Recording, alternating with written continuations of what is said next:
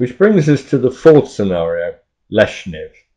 This was actually representing one of the few relatively successful Soviet counterattacks at this stage of the border battle, but one that ultimately failed.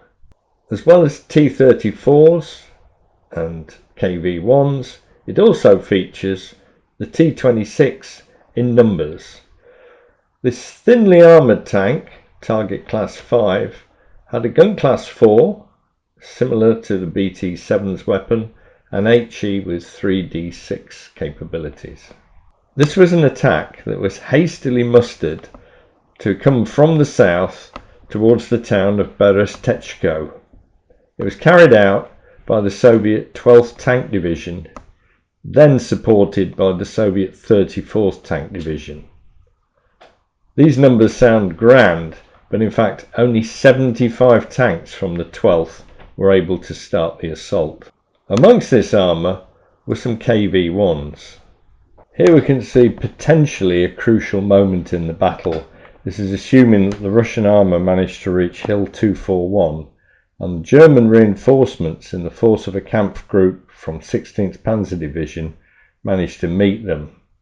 This German camp group appeared from woods to the west as the Russian armour was taking Leshniv, the village, and then advancing towards the north.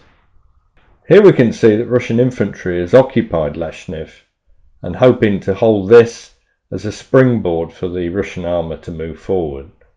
In this playtest we can see that the German reinforcements has reached Leshniv and has managed to knock out some of the Russian armour. Viewed from another angle, this looks a perilous situation for the Russian player. In reality, the German reinforcements were driven off quite quickly, but nevertheless the losses incurred by the Russian armour meant that the advance towards Berestechko could only be carried out by a few KVs, and they didn't reach the town.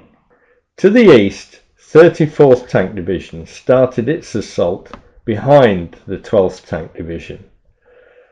It comprised mainly T-26 light tanks, but we've given the option of a T-35. All of these multi-turreted monstrosities were in this division, but on their march to the front line they'd broken down in numbers. This tank is a target class 5, but it has 3 turrets. All of them are gun class 4, 245mm, one short 76.2, and they also all have that capability of 3D6 for HE. In this playtest we can see the T-35 in action. Remember, this tank, although it's enormous, was vulnerable to these 37mm anti-tank guns.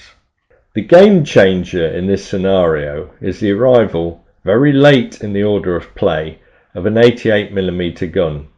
This represents a screen of heavier weapons that was thrown up to the south of Berestechko by the Germans. The command tank for the Russian assault is a BT-7. Here we can see the commander boldly waving his flag with his following T-26s. In this shot, again from a playtest, we get a German's eye view of the 34th Tank Division's onslaught. Again, 37mm anti-tank guns had been dubbed the door knocker, but facing them are some very thinly armoured Soviet tanks. Here we can see a trio of T-26s that have managed to evade the anti-tank guns. This shot, taken from the point of view of 34th Tank Division's entry, shows Russian armour knocked out and also the trucks that have brought infantry in to support their attack. So there we have Leshniv, the last of our 4 scenarios. This one pits Russian armour against limited German armour, but German anti-tank weapons that are capable of taking on nearly all of these tanks.